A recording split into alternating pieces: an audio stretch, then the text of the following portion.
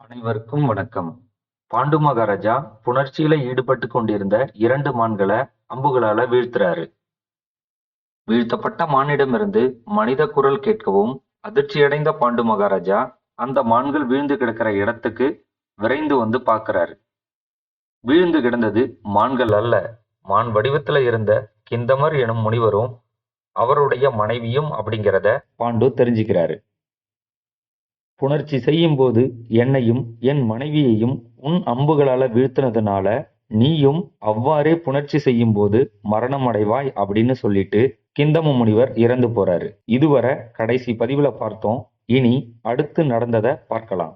முனிவர் இறந்ததாலும் தான் பெற்ற சாபத்தாலும் வருத்தமுற்ற பாண்டு கலங்கி தவிக்கிறாரு. நான் வியாசர் மகரிஷியால நேரடியா உண்டாக்கப்பட்டவன். என் பிதாவை போலவே நானும் இனி வரும் காலத்துல தவம் செய்து வாழ்வை கழிக்க விரும்புறேன். இது சத்தியம். அதனால ஒவ்வொரு நாளும் ஒவ்வொரு மரத்திடமிருந்து ஒரு கனிய பிச்சையா பெற்றுக்கொண்டு மொட்டையடித்து கொண்டு ஒரு ரிஷி போல ஆசிரமம் அமைத்தோ அல்லது பாழடைந்த வீட்டிலோ அல்லது ஏதாவது ஒரு மரத்தடியிலோ வாழப் போறேன். இன்பம் துன்பம் விட்டு, விருப்பு வெறுப்பு விட்டு, இகழ்ச்சியும் புகழ்ச்சியும் விட்டு, இரண்டையும் சமமா பாவிக்கிற பற்றற்ற ஒருத்தனா இருக்க போறேன். யாரையும் பரிகாசம் செய்யாம, யார் மீதும் கோபம் கொள்ளாம, மலர்ந்த முகத்தோட, எல்லா உயிர்க்கும் நன்மை செய்கிற மனசோட, தன்னோட குழந்தைங்க கிட்ட எப்படி இருப்போமோ அதே அன்போட எல்லா பிராணிகள் கிட்டையும் இருக்க போறேன்.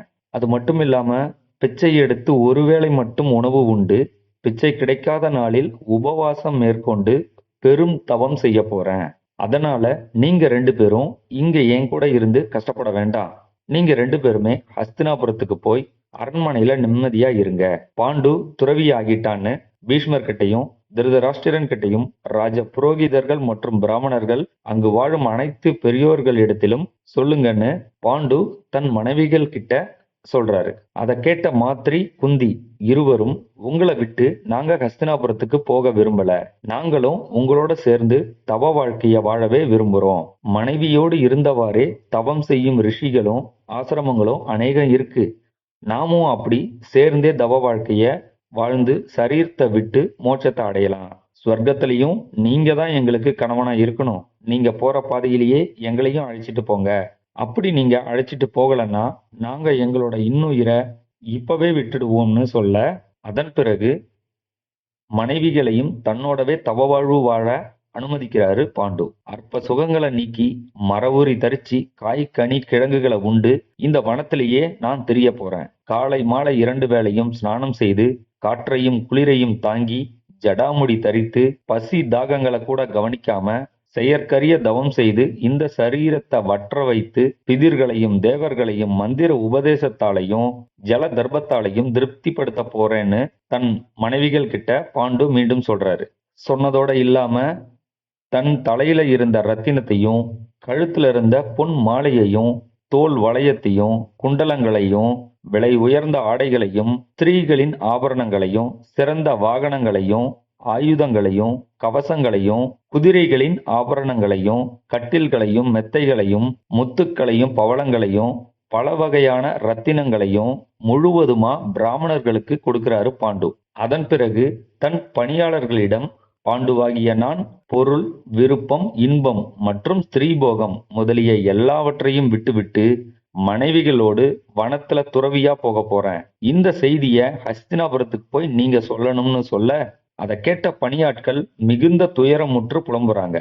வாடிய முகத்தோடவும் வடிகிற கண்ணீரோடவும் அவங்க ஹஸ்தினாபுரத்தை அடைஞ்சி திருதராஷ்டிரன் கிட்ட பாண்டு மகாராஜாவுக்கு நிகழ்ந்த சாபத்தை பத்தியும் அதனால பாண்டு தவ வாழ்க்கையை தேடி போனதையும் சொல்றாங்க. பாண்டு மகாராஜாவோட அநேக விதமான தனங்களையும் நகைகளையும் திருதராஷ்டிரன் கிட்ட ஒப்படைக்கிறாங்க.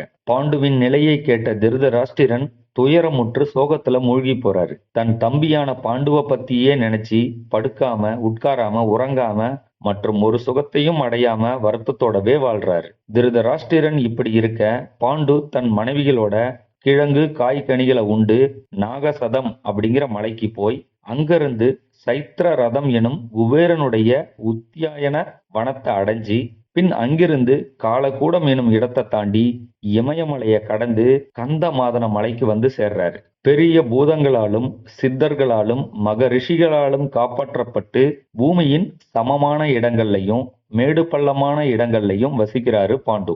பிறகு இந்திரத் யும்னம் அப்படிங்கிற தடாகத்தை கடந்து ஹம்சகூடம் அப்படிங்கிற இடத்த அடைஞ்சி அங்கிருந்து சதஸ்ருங்கம் அப்படிங்கிற மலைக்கு போய் அங்க ரிஷியாகி தவம் செய்கிறாரு பாண்டு மகாராஜா. அங்க இருந்த சாரணர்களுக்கு பணிவிடை செய்து எல்லோருக்கும் இனியவனா திகழ்றாரு. அகங்காரம் இல்லாமலும் மனதை அடக்கியும் புலன்களை வென்றும் தன் சக்தியால சொர்க்கத்துக்கு போகவும் முயற்சி செய்துட்டு இருந்தாரு பாண்டு. சில ரிஷிகளுக்கு நண்பனாவும் சில ரிஷிகளுக்கு சகோதரனாவும் இன்னும் சில ரிஷிகளுக்கு புத்திரனாவும் இருந்தாரு பாண்டு. நீண்ட காலம் தவம் செய்த பாண்டு மாசற்ற பிரம்ம ரிஷிக்கு ஒப்பானவரா ஆகிறாரு. ஒரு நாள் அமாவாசை தினத்துல உக்கிரமான தவத்தை கொண்ட அந்த ரிஷிகள் எல்லோரும் பிரம்மாவை பார்க்க புறப்படுறாங்க. அந்த ரிஷிகள் கிட்ட நீங்க எல்லோரும் எங்க போறீங்க, தயவு செய்து சொல்லுங்கன்னு பாண்டு கேட்க, தேவர்கள், ரிஷிகள், பிதிர்கள் இவர்களுடைய பெரிய சபை பிரம்மலோகத்துல இன்னைக்கு நடக்குது, நாங்க அங்கதான் போறோம், அந்த சபையில கலந்துக்கிட்டு பிரம்மாவை பார்க்க போறோம்னு அந்த ரிஷிகள் சொல்ல, உடனே பாண்டு தன் மனைவிகளோட தானும் வருவதா புறப்படுறாரு.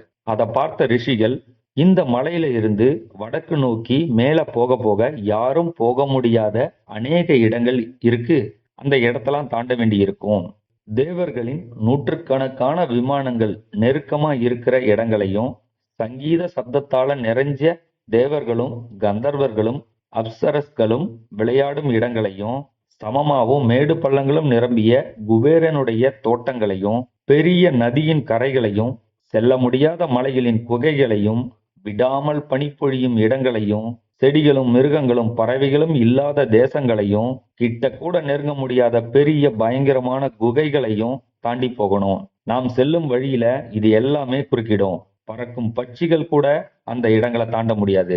பிறகு மிருகங்கள் எப்படி தாண்டி போக முடியும்? இந்த மாதிரி இடத்துல வாயு மட்டும்தான் சஞ்சரிக்கும். தவத்துல சித்தி பெற்ற மகரிஷிகள் தான் இந்த இடத்தை கடந்து போக முடியும். இப்படி இருக்க இந்த ராஜகுமாரிகளால் எப்படி இந்த கடினமான வழிகளை கடந்து போக முடியும்? அதனால நீங்க 3 பேரும் வர வேண்டாம்னு சொல்லி பாண்டு மற்றும் அவனோட மனைவிகள் 3 பேரையும் தடுக்கிறாங்க அந்த மகரிஷிகள். மகரிஷிகளால தடுக்கப்பட்ட பாண்டு, மகா அனுபவசாலிகளான ரிஷிகளே, நான் சந்ததியற்றவன், சந்ததியற்ற ஒருத்தன் எப்படி சொர்க்கத்தை அடைய முடியும்? சந்ததியற்ற ஒருத்தன் சொர்க்கத்தை அடையிற வழி ஏதாவது இருந்தா அதை எனக்கு சொல்லுங்க.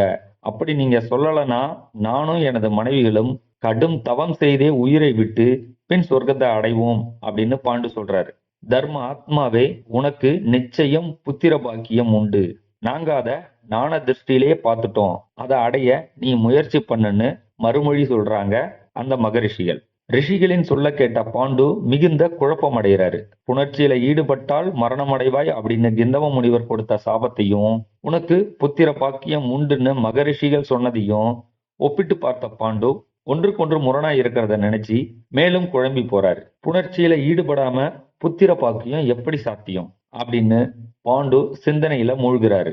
அடுத்து என்ன நடந்திருக்கும்? பாண்டுவுக்கு புத்திரர்கள் பிறந்தார்களா இல்ல பிறக்கலையா? இது போன்ற பல கேள்விகளுக்கு பதில அடுத்த பதிவுல தெரிஞ்சுக்கலாம். நன்றி, வணக்கம்.